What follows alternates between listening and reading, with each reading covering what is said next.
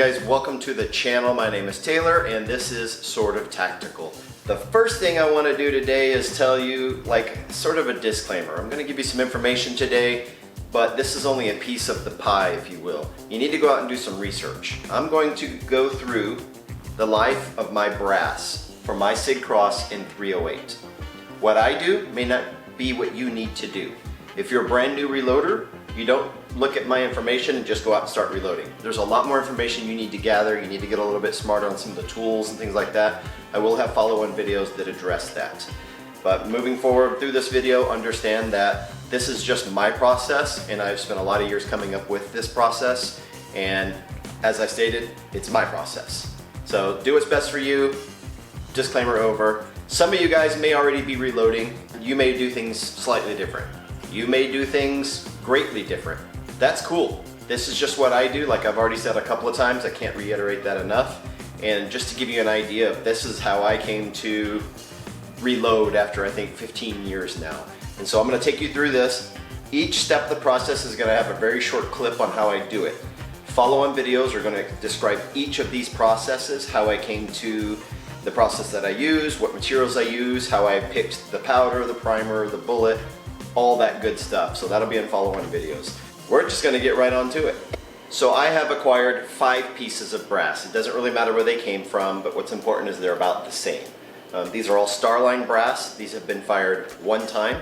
I will go over brass selection in another video. First thing I need to do is I need to clean these because I have some steps that are following on that need these to be cleaned. So I throw them in here. This is a vibratory tumbler made by Lyman. It's the Lyman Turbo Pro 1200. It doesn't really matter. There's a lot of different tumblers out there. There's different ways to clean it. For this tumbling process, I use a corncob media. I don't need a lot because I only got 5 pieces in there. I can generally get about 200 in here. I'll dump it all in there. So basically what happens, this spindle right here, it goes down into that motor and it just vibrates real slow circles, or real fast circles, excuse me, real fast.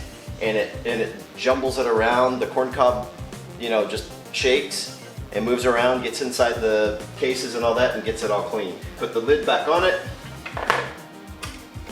Always put the lid back on it because it will fly out. And then I plug it in.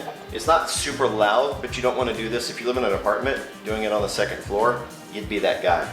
So that's what it looks like.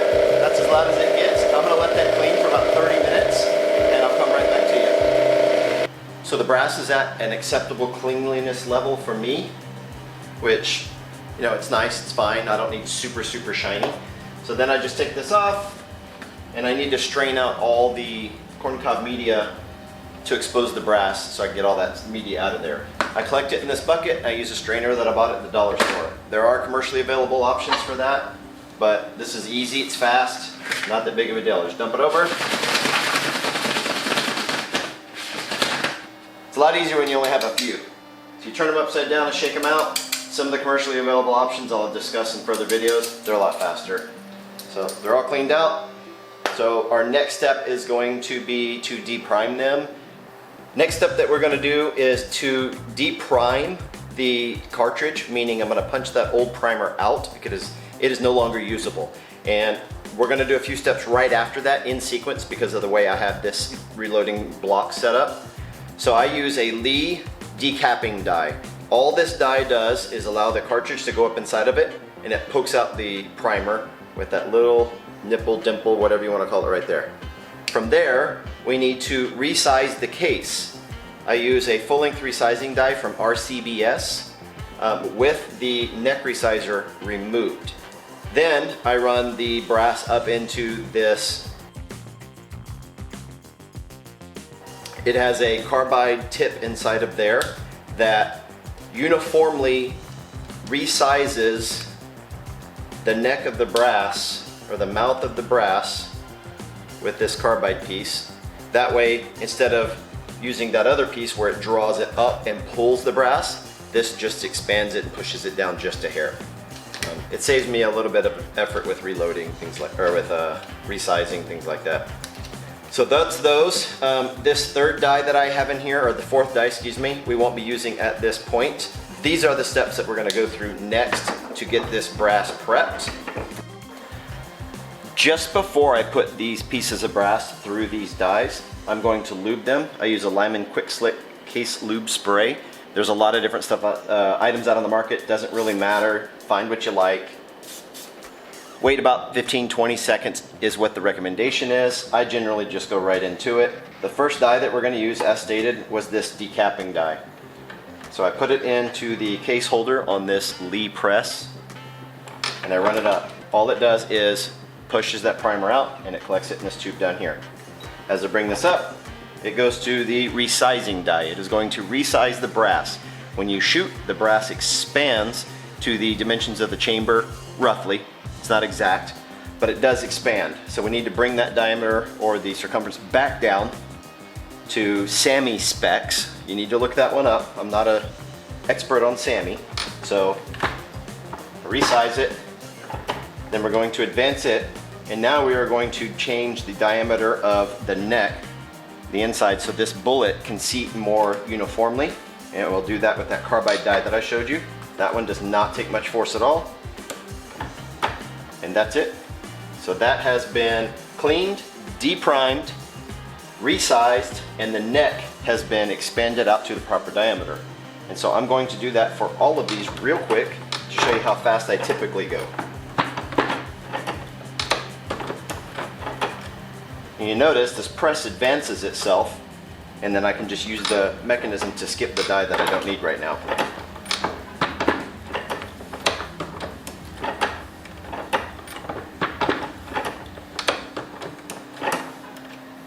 And then here's my last one.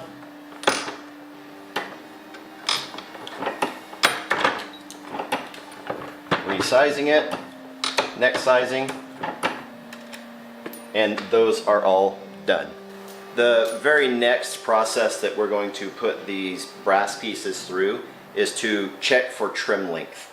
I like to keep a trim length of about 2.010 inches. And so I measure all these. There's faster ways to do this. I'm gonna show you that in 1 second. 2.004 doesn't need trimming.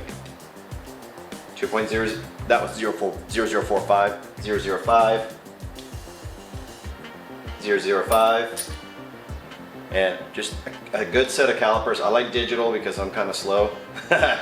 Just want to be honest, and I like to have that readout really clear for me. 2.0055 and, well, 2.006.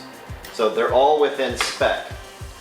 This is a trimmer that indexes off the neck. So if it's sized properly, it indexes here, that allows for proper length here. It can be adjusted, and you can adjust the depth and all that good stuff. This is from Little Crow Gun Works. It's called the World's Finest Trimmer. So this is set to my preferred length. I don't usually even put this in the drill because that's what it goes in. I usually have it off to the side and I just check for trim length. So it's not really that big of a deal. Check for trim length. On all of these, I'd never skip this step because you don't want to be wrong. None of these need to be trimmed. I find that when I start with new brass, I don't really have to do that for several firings, but I do check them all because I want to be sure. After we trim the brass, whether we actually trimmed it or not, you're going to see that this machine gets used. What this is going to do is I'm going to ensure that the primer pockets are uniform. We don't know if that primer pocket is exactly the same size as all the other ones that I have. The next thing we're going to do, and you do that here, you can clean it here, uniform it here. The next thing we're going to do is we're going to chamfer and deburr. As you can see, that point here goes up. That is going to cut a bevel on the inside of the brass. If you resize this, it's going to create burrs. If you don't resize it, and it doesn't need to be resized, it needs to have a little bit of a chamfer on the inside to seat the bullet just a little bit better. And then here, as you can see, the cutting surfaces are coming out. When you use this, you'll get some burrs on the outside, so you deburr it. And then I always brush it off. All right, so this is what it looks like. This is not a very loud piece of equipment. This is, again, made by Lyman. I uniform the primer pocket. You can feel it drag, so I can feel it dragging right there. So it picked up a little bit of material in there, not a ton. You can clean it, it's not required. I'm gonna chamfer it, I'm gonna deburr it, and I'm gonna brush it out. Set that to the side. This is about how fast I do it.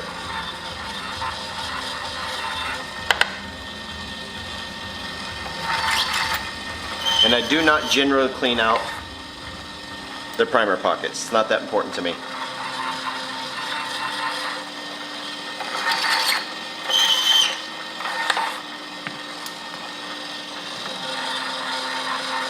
Find where it's catching, make sure it's uniform.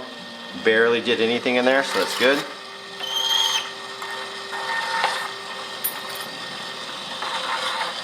Didn't catch at all.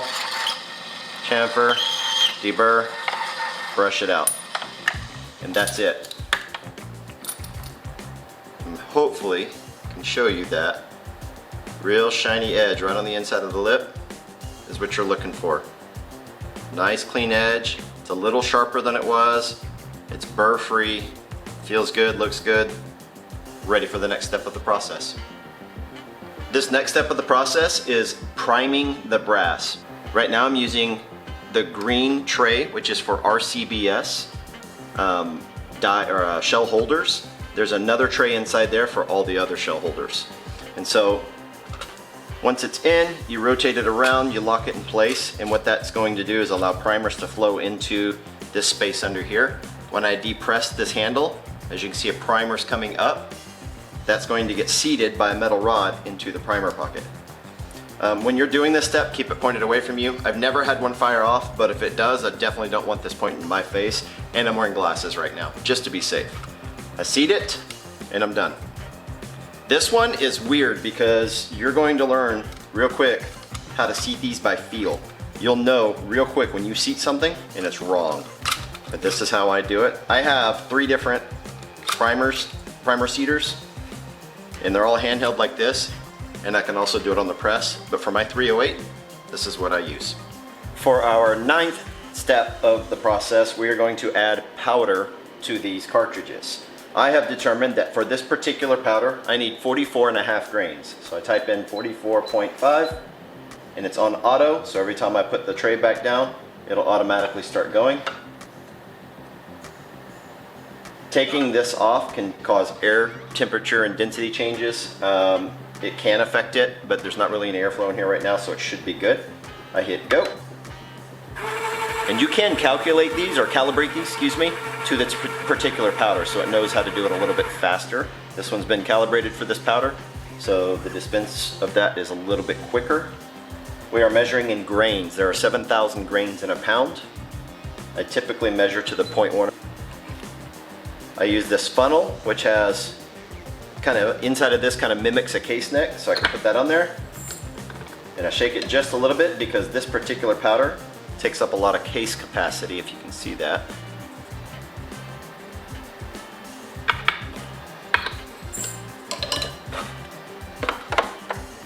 There are faster ways to do powder, but generally speaking, the powder charge won't be quite as accurate. That'll be covered in the video, particularly pertaining to powder dispensing. Wait for the beep.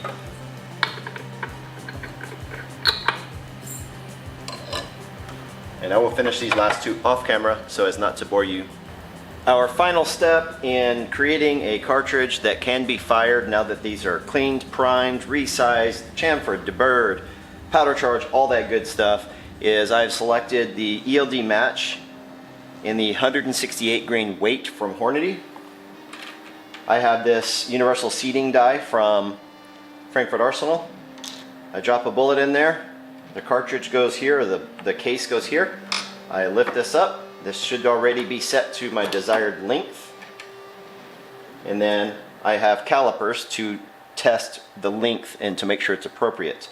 The length I'm going for is not an overall length, meaning from the tip of the bullet to the butt of the bullet, rather to the ogive. I won't go into great detail of that, but there's the most uniform piece of this bullet is where the transition from the flat piece of the bullet goes to the more curved, pointy part of the bullet. It's called the ogive. Ogive, what have you. And from there, I'm a little long, so I probably didn't press the hit the press long enough. And then I'm gonna correct something I didn't do. Generally for that step, I'm not changing the process, I'm just staying on that one step. So I remove this bar so it doesn't advance on its own. So let me put that back. So generally speaking, I'm going for a very, very uniform length measurement here. And we're gonna see how close we can get. We're within 0.003 right now. I like to be within 0.002, 1.5 to 2. So I just do it again. Apply that very, very light pressure. Sometimes if you rotate these, you get slightly different. 0.197, I'm within 0.002 of where I want to be. So I'll just do it that last time. That is more than acceptable. That's probably getting down into the weeds further than I need to because I'm not as accurate as that. So 2.197, I'll take that. 1975, I'm just gonna be honest with y'all there. So I'm 0.0025 off. That's super close. For my purposes, that works. Some of you, especially if you've been reloading a while, you may not think that's appropriate. Well, and that's okay. My rifle is not a super precision rifle. It's not an F-class rifle, anything like that. So, 194. So my goal is 2.195. I'm within 1,000th, and I'm okay with that. I like that. And it is a plus or minus thing. You can't, this equipment doesn't have such a tight tolerance that I'm gonna be like so exacting every single time that I'm gonna be within that 1,000th. So I'm long again. So I just keep doing this until I get my desired effect. Sometimes I get some that are long, sometimes I get some that are short. I'm okay with that. I'm within 2,000ths. I'm okay with that. This is how long it takes me. I generally do large batches of single processes, so I'll do all the priming, then whatever step I'm on, I just keep doing it like that. 1925, so I'm 25,000ths off. I'm okay with that. I'd like it to be a little closer than that, but I'll take that. I do need to get a better bullet seating die, but we'll get to that. 1965, I'm 15,000ths off. I'll take that.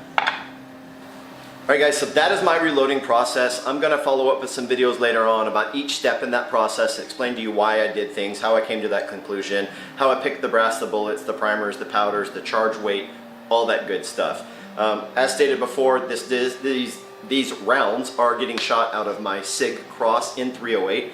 It is a 16-inch barrel. I'll probably do a video on this later, but this is what it's getting reloaded for. This is a fairly accurate rifle. This is not an F-class, super competition, nothing. It does okay. It's an MOA shooting rifle for now. Drop your questions down below. Send me messages if you need to. I'll try my best to answer anything I can. And with that, stay tactical.